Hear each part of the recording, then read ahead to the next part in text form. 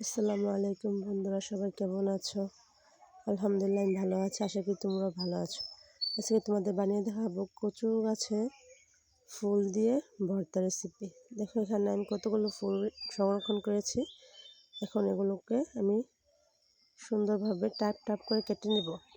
কচু ফুলের ভিতরে যে অংশটা ওইটা আমি ফেলে দেব, শুধু উপরের যেই অংশটা এটাই নেব।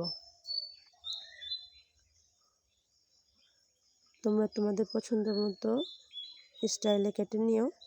আমি এভাবে কেটে নিয়েছি। যদি আমার ভিডিওগুলো আপনাদের ভালো লাগে তাহলে লাইক এবং চ্যানেলটা সাবস্ক্রাইব করে দেবেন। আপনাদের লাইক করলে আমার ভিডিও বানাতে উৎসাহ বাড়ে।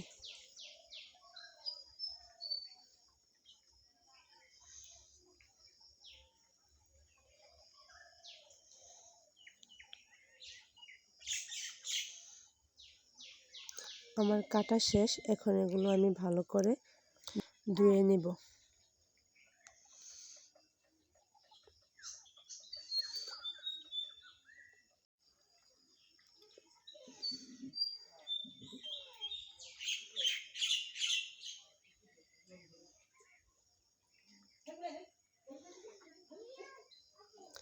এখন এগুলোকে পরিমাণ মতো লবণ দিয়ে সিদ্ধ করে নেব।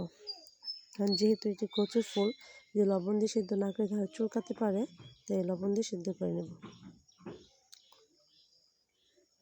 এখানে বেশি সিদ্ধ করা যাবে না, হালকা সিদ্ধ করবেন। কারণ আমার সিদ্ধ করা শেষ, আমি দিয়ে দিচ্ছি ভর্তা বানানোর জন্য দিয়ে দিচ্ছি এখানে রসুন কুচি।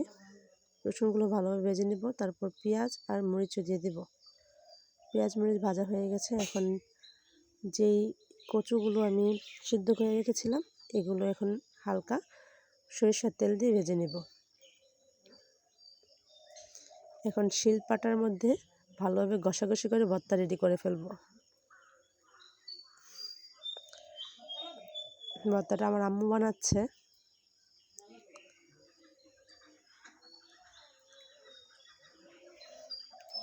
এগুলো বাটা হয়ে গেলে, ভাজা উপকরণগুলো বাটা হয়ে গেলে তারপর এর মধ্যে দিয়ে দিবেন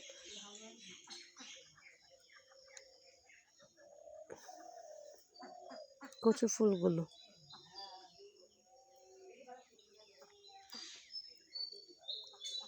বাটা শেষ, এর মধ্যে যেই লবণ দিয়েছিলাম সিদ্ধ করার সময় সেই লবণে হয় নাই, তার জন্য আরেকটু লবণ দেওয়া হয়েছে। আর এখানে দেওয়া হচ্ছে যেন না চুলকায় একটু লেবুর রস, কারণ কচু ফুল তো তার জন্য একটু লেবুর রস দেওয়া হচ্ছে, কারণ যদি ধরে গলার মধ্যে। এই দেখেন ফাইনালি আমাদের ভর্তা কমপ্লিট হয়ে গেছে।